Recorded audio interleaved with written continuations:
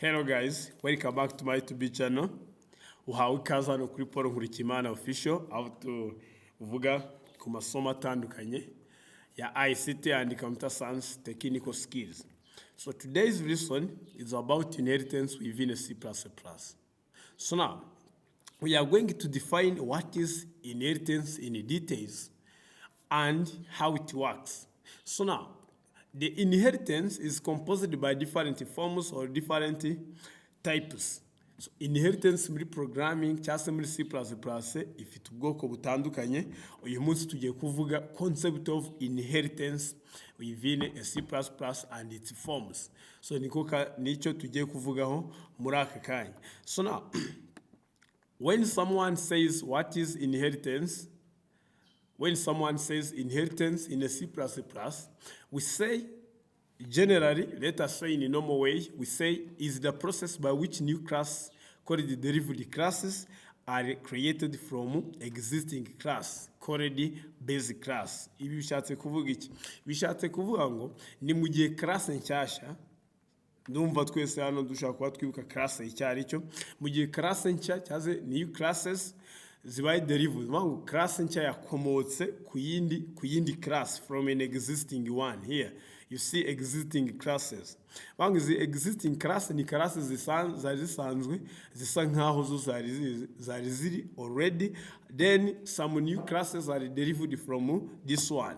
Hanyuma class nshya turi kwita new class zitwa derived class cyangwa se child class cyangwa se subclasses. Hanyuma class zisanzwe existing classes nizo twita basic class cyangwa se parent class cyangwa se super class.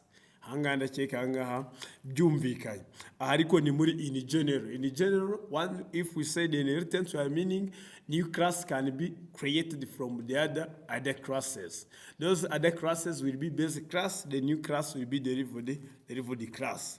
So but in object-oriented programming, if we say inheritance, the inheritance, we are meaning is the process by which object of one class acquire the property and functionality of objects of another class.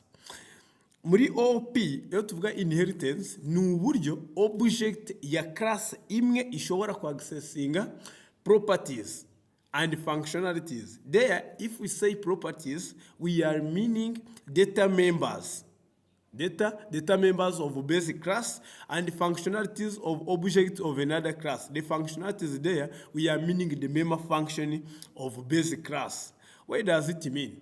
By using the object of derived class, we can access some data members and the member function of the basic class. Nicho bishatse kuvuga. What does it mean? Muri inheritance ni uburyo objects twarabonye ko object ari instance of class, hanyuma bavuga ko object ishobora ku accessinga data members, just properties and member function of another class. So this is what called the inheritance within OOP. Mu magambo make tuvuge inheritance ko ari uburyo bwo gufata class yari isanzwe tukayikomoraho indi class. The new classes are derived from the existing classes. So hano ndakeka ari yo concept yumvikana. Hano baratubwira ati creating or deriving a new class using another class as a base is called inheritance in C++. Gukereya cyangwa se gukomora class runaka ukoresheje indi class yitwa base class, nibyo byitwa inheritance. Class nshya, new class, derived classes, they are known as derived class. And the old class is used as a basic class. Is called the basic class in the C++ inheritance terminologies. Ibi ngibi birumvikana cyane. Hanyuma rero inheritance muri C++ kadukoresha hari wenda iyi dukoresha notepad, tazi notepad, try this one. Inheritance igira ibice cyangwa se ubwoko bwa inheritance, types of inheritance tuyegenda tubisobanura dutangaho n'urugero. Types of inheritance in a C++, cyangwa se forms za inheritance. Ahangaha iya mbere ubundi tuyita, the first one is known as single inheritance. Single inheritance. If we say single inheritance here, if we say single inheritance here, hano icyo bashatse kuvuga ko class imwe ikomoka ku yindi class. There is a single basic class and there is a single new derived class. Nicyo bashatse kuvuga. Even in this inheritance, we have one basic class and we have one derived class. What does it mean?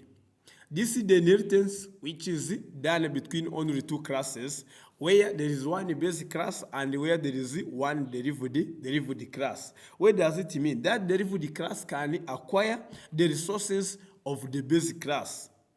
Hanga sinzi wenda niba biri kumvikana ko nta ndumva turi byandika hano ko tuba dufite muri single inheritance tuba dufitemo class ebyiri. Hari class imwe iri acquiring resources ziturutse kuri basic class, mbese ubango relationship biri hagati between the two classes. Hanga ndakeka byumvikana. So now hanga wenda reka dufate urugero, dufate wenda let us use A, reka dukoreshe wenda A and B. Reka tuvuge yuko B, suppose katuvuge ko B, let us B derived from A. Konvango hano dufite class A, so dufite class A and B. Iyi B ni class yakomotse kuki kuri, reka tuvuge yuko iyi ni class B yakomotse kuri A. Bivuze ngo B ifite uburenganzira bwo accessing resources zingiye. Kabiri noneho tugira iyitwa multiple inheritance. We have the second one is multiple inheritance. The multiple inheritance. Within multiple inheritance, what does it mean? Bino bishatse kuvuga ngo class imwe none ishobora kuba derived izituru class imwe ishobora gukomorwa kuri class nyinshi zitandukanye. Suppose we say that the one class can be derived from different classes. Reka dutange wenda nk'urugero. Suppose ko dufite wenda class A, let us B derived from A and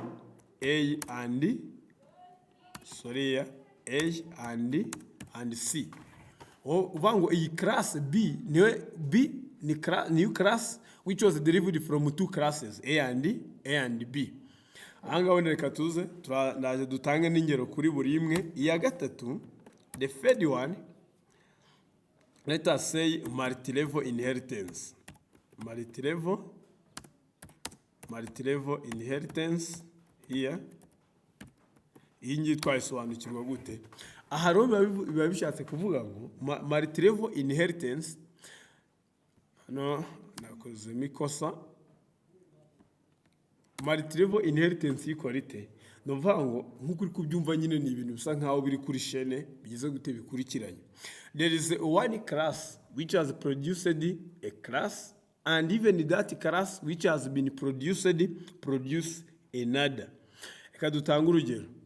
Vango ngewe mfite class A, mfite class B, mfite class C. Dufata urugero ko class B yakomoye kuri class A, hanyuma C nayo ikomoka kuri B. Reka dufate urugero. Suppose dufite A,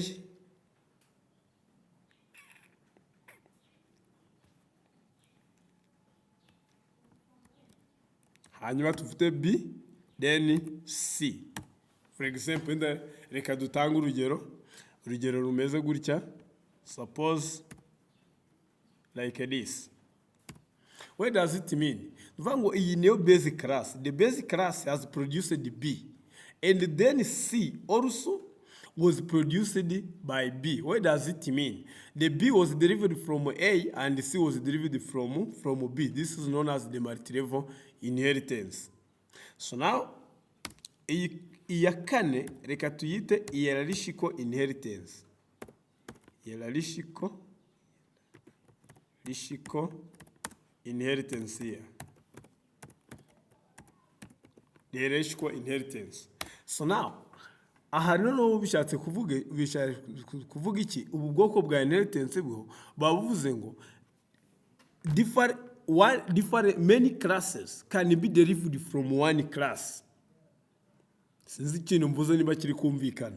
This is the inheritance which is based on many classes can be derived from a single class. For example, let us say, reka tuvuge wenda, let us say class A. Class A as the base class. Here. Suppose like this. And then B, C, D were derived from class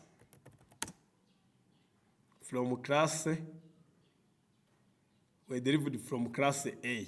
Ahangaha sinzi niba biri kumvikana. You see, hano ndwango yereshiko inheritance numva bivuze ngo class nyinshi noneho zakomotse kuri class imwe. Bivuze ngo izo class zishobora ku accessing properties and functionalities of another class by using the object of the new classes. Buri class zishobora ku accessing. Ahangaha now there is 5 ya gatanu reka tuyite hybrid inheritance. Iyi rero hybrid inheritance yo ibikombininze ubwoko bwinshi bwa inheritance. Ishobora gukombina single inheritance, ishobora gukombina multiple inheritance, ishobora no gukombina multi-level inheritance at the same time. Iyo niyo bita single, iyo niyo bita hybrid inheritance. So now urugero wenda dushobora gufata ngo class A wenda B yakomoye kuri B was derived from A, and then C ubwo kugeza ahangaha kuri hybrid inheritance twamaze kugira mu single inheritance tugize na multi-level inheritance, and then C has produced wenda D. Urabona ko byamaze kurenga multi-level inheritance. So this is a hybrid inheritance. So now the example for each kuri buri bwoko cyangwa kuri buri type. Iya mbere nubwo twavuze kuri single inheritance ntabwo nigongera kubyandika, reka dutanga nk'urugero narwumvikana.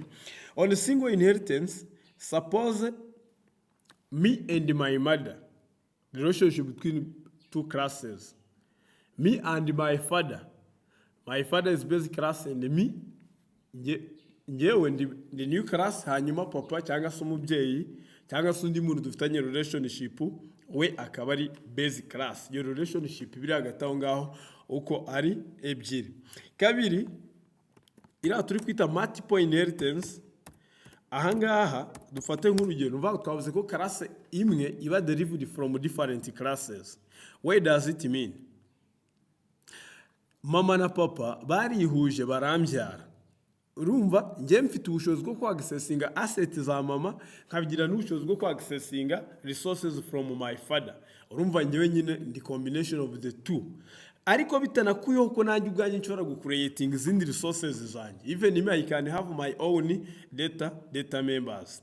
So now gatatu hano reka dutange multi-level inheritance. Aha twavuze yuko dufite base class igatanga indi class, hanyuma niyo ngiyo yatanzwe igatanga indi class. What does it mean? From here, let us give an example openly. My grandfather, my father, and me. My grandfather has produced my father, and my father also has produced me. What does it mean? I can access the resources of both two classes. Clear? I think it is clear now. What does it mean? Nshobora ku accessing resources z'izo class zombi. Ariko wumve ko sogokuru wanje has produced my father, and my father has produced me. Iyo ngiyo niyo turi kwita inheritance. So I'm ready to access the resources of my father and my grandfather. So hanyuma iya kane hierarchical inheritance. Izi ngero si ngombwa kuzandika.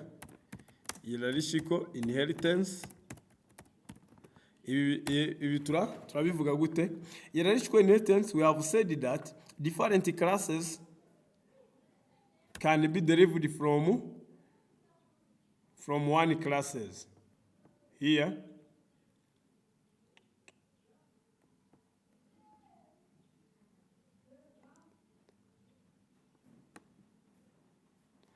different classes can be derived from one classes.